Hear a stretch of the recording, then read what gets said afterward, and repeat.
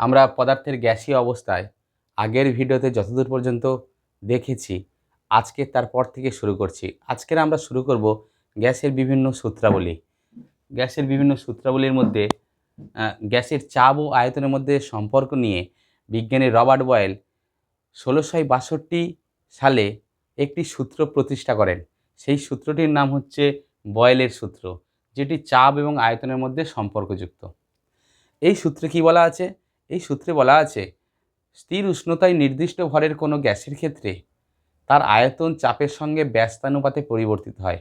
অর্থাৎ যদি আমি উষ্ণতা স্থির রাখি এবং গ্যাসের ভরটাকেও নির্দিষ্ট করে দিই, তাহলে গ্যাসের চাপ বাড়লে আয়তন কমবে এবং আয়তন বাড়লে চাপ কমবে। অর্থাৎ এখান থেকে আমরা বয়েলের সূত্রের গাণিতিক রূপে যেতে পারি।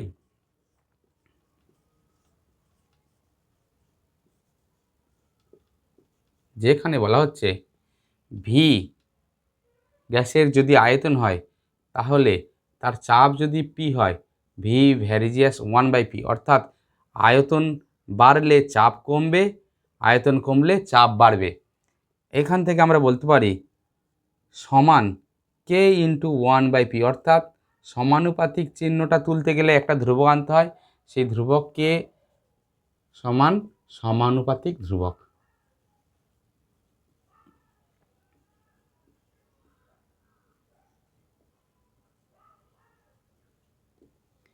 বা এখান থেকে বলতে পারি P V equal to K equal to ধ্রুবক। এখন এখানে চিত্রের সাহায্যে আমরা বোঝার চেষ্টা করব। দেখো, এই একটা পিস্টনে একটা গ্যাস রক্ষিত আছে নির্দিষ্ট চাপে এবং নির্দিষ্ট ভরের গ্যাস নির্দিষ্ট উষ্ণতায়। চাপ হচ্ছে P1 এবং তার আয়তন হচ্ছে V1। এখন আমরা যদি চাপ বৃদ্ধি করে P2 করি, তাহলে তার আয়তন কমে V2 হয়ে যাবে। অর্থাৎ V2 লেস দ্যান V1 কিন্তু P2 গ্রেটার দ্যান P1। এটা আমরা এখান থেকে বলতে পারি, যদি প্রাথমিক অবস্থায় তার চাপ P1 এবং আয়তন V1 হয়, P1 V1 এর মান ধ্রুবক। অন্তিম অবস্থায় চাপ P2 এবং আয়তন V2 হলে P2 V2 ইকুয়াল টু ধ্রুবক। অর্থাৎ P1 V1 equal to P2 V2। এটা কিন্তু অঙ্ক করার সময় তোমাদের কাজে লাগবে, এটা তোমাদের মাথায় রাখতে হবে।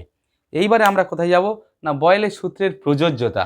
বয়েলের সূত্র কোন কোন ক্ষেত্রে প্রযোজ্য? বয়েলের সূত্র সমস্ত গ্যাসের ক্ষেত্রে অতি উচ্চ উষ্ণতা এবং নিম্ন চাপে প্রযোজ্য। সাধারণ উষ্ণতায় এবং সাধারণ চাপে হাইড্রোজেন, হিলিয়াম ও কয়েকটি নিষ্ক্রিয় গ্যাস এই সূত্র মেনে চলে। বয়েলের সূত্রের আণবিক ব্যাখ্যা কী? বয়েলের সূত্রের আণবিক ব্যাখ্যা হলো, যদি আমি চাপ বাড়িয়ে আয়তনটা কি হয় কমিয়ে ফেলি, P1 থেকে চাপ বাড়িয়ে আয়তন কী করি, কমিয়ে ফেলি, তাহলে কী হবে, এখানে V2 আয়তন দাঁড়ালো।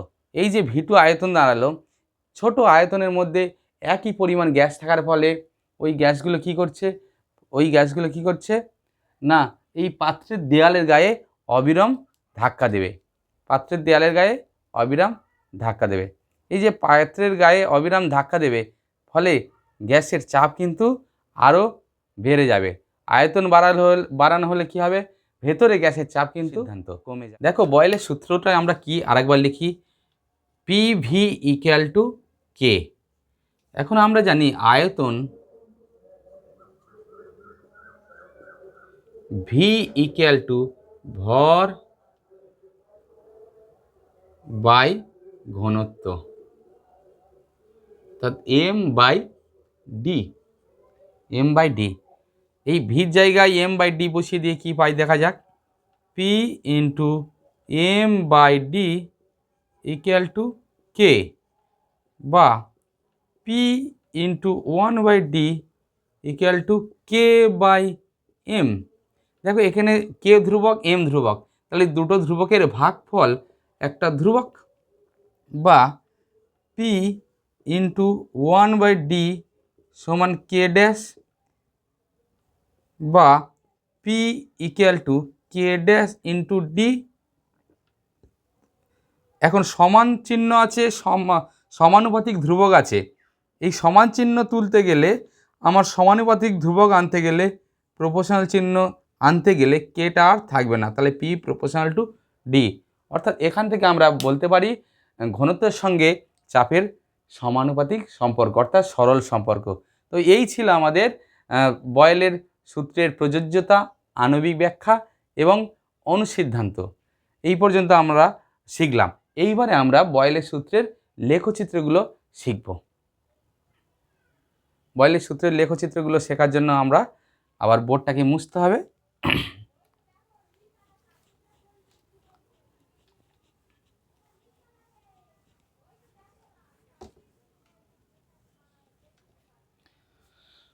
দেখো, বয়েলের সূত্রের প্রথমে পি এবং ভি এর যদি আমরা লেখচিত্র অঙ্কন করি, পিকে ওয়াই অ্যাক্সিস বরাবর এবং ভিকে যদি এক্স অ্যাক্সিস বরাবর নেওয়া যায়, তাহলে আমরা লেখচিত্রটা কিভাবে অঙ্কন করব। আমরা জানি পিভি ইকুয়াল টু কে, অর্থাৎ ধ্রুবক,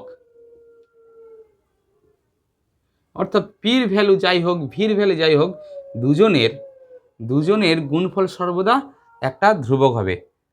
1 2 3 4, 1 2 3 4, চারটে ঘর নিলাম। আমি আমার সুবিধার জন্য কে নির্দিষ্ট একটা মান নিচ্ছি, ধরে নিচ্ছি 4। এখন পি যদি 1 ধরি, ভি হবে কত? 4, কারণ পিভির গুণফল 4 হবে। তাহলে পি যদি 1 হয়, পির দিকে 1 ঘর, ভির দিকে 4 ঘর, 1 ঘর 2 ঘর 3 ঘর 4 ঘর।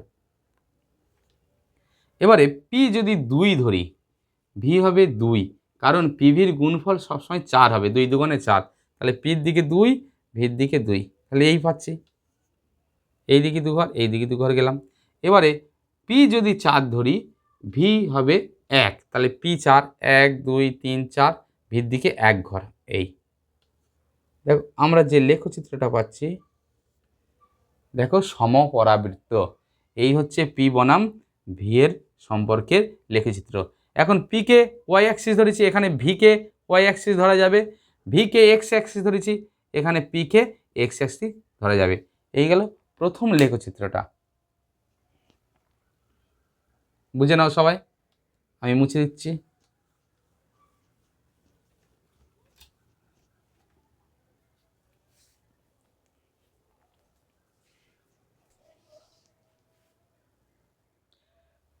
দেখো, বিভিন্ন উষ্ণতায় পি বনাম ভি লেখচিত্র অঙ্কন করতে গেলে কতগুলি বেসিক জিনিস আমার মাথায় রাখতে হবে। কি মাথায় রাখতে হবে?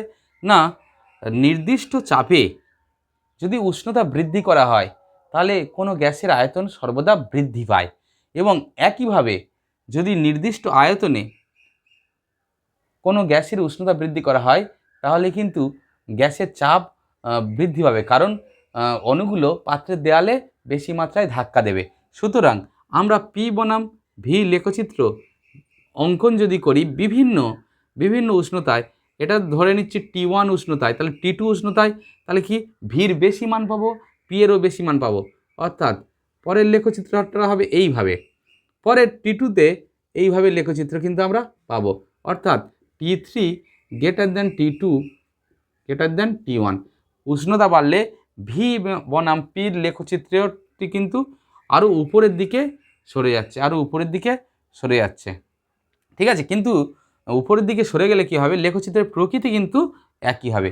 এই গেল আমাদের বিভিন্ন উষ্ণতায় পি বনাম ভি লেখচিত্র। এবার চলে যাচ্ছি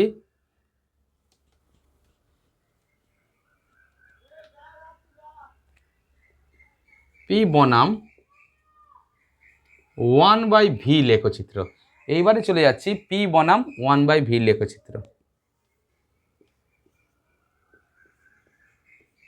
এই লেখচিত্রে দেখো, আমরা জানি পি প্রপোর্শনাল টু 1/ভি, অর্থাৎ পি বাড়লে ভির মান কমবে, কিন্তু 1/ভির মান একই হারে বাড়বে। অর্থাৎ আমরা যদি এইভাবে কতগুলো দাগ টেনে নিই, তাহলে পির মান যদি 1 ঘর বাড়ে, 1/ভির মান কিন্তু 1 ঘর বাড়বে, অর্থাৎ আমরা পাবো এই জায়গায়। ঠিক পির মান যদি 2 ঘর বাড়ে, তাহলে 1/ভির মান কিন্তু 2 ঘর বাড়বে, আমরা পাবো এই জায়গায়। পির মান 4 ঘর বাড়লে ভির মান কিন্তু 4 ঘরই বাড়বে, অর্থাৎ আমরা পাবো ঠিক এরকম জায়গায়।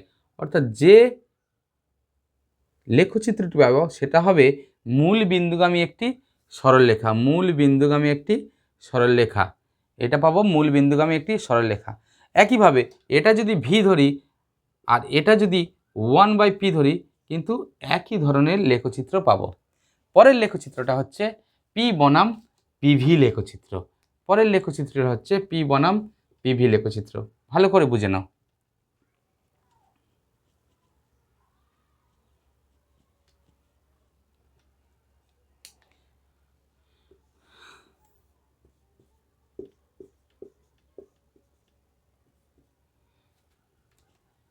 দেখো আমরা এক্ষুনি জানি পিভি সমান ধ্রুবক।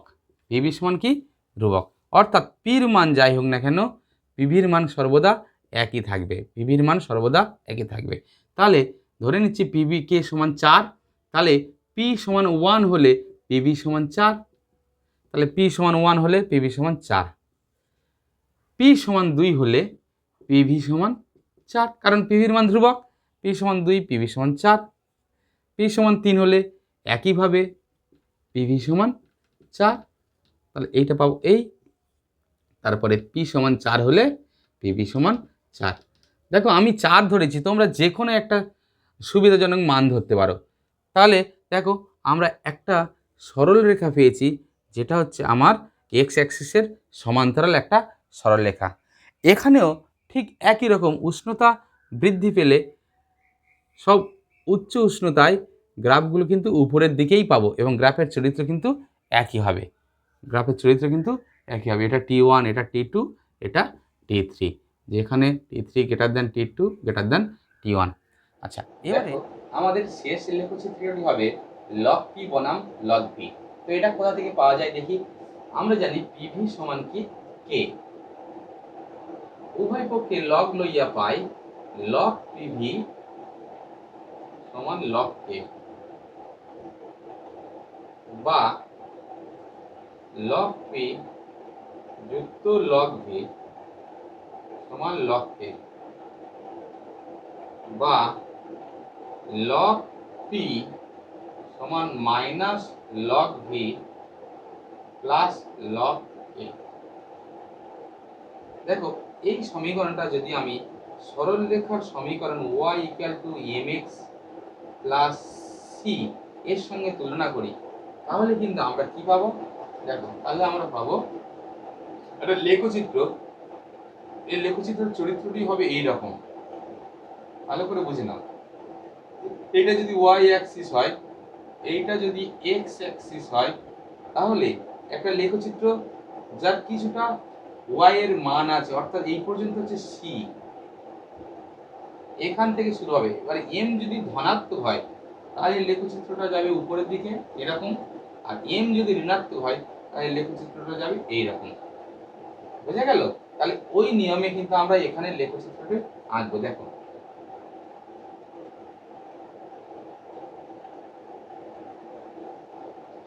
আমাদের কি ছিল? লগ পি সমান মাইনাস লগ ভি যুক্ত লগ কে, অর্থাৎ এইটা যদি আমার লগ পি হয় আর এইটা যদি লগ ভি হয়, তাহলে দেখো এটা y, y এর সঙ্গে তুলনীয়, আর এইটুকু হচ্ছে লগ কে সির সঙ্গে তুলনীয়, সির সঙ্গে তুলনীয়। এইটুকু হচ্ছে লগ কে, যেহেতু মাইনাস ভ্যালু আছে অর্থাৎ m ইকুয়াল টু -1, তাহলে তার নতি হবে নিচের দিকে।